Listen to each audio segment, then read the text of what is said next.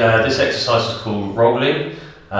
Looks very simple, but done properly is actually quite difficult. Okay, so what we're looking to do is roll from our back onto our front, but we're not allowed to use anything from the waist down. Okay, so we're just going to be using our upper back and our head to kind of drive this movement. Okay, so I'll show you what it should look like and talk you through it, and then I'll show you what it shouldn't look like, and then just a regressed version if you can't complete the full version properly. Okay, so what we want to do is start on our back.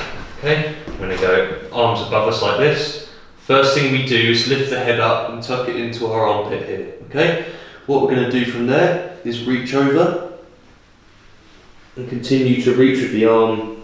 Shoulder comes over first, gravity takes care of the hips. Okay, so one more time how we should do it.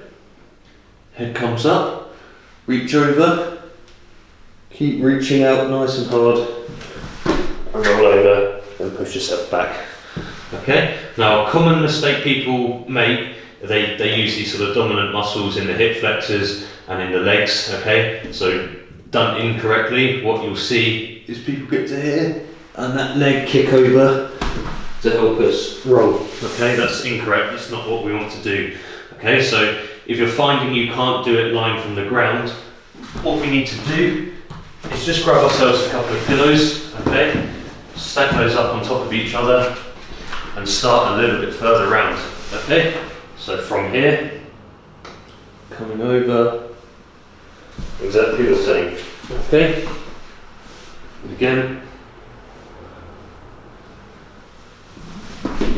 like that. Okay, give it a go.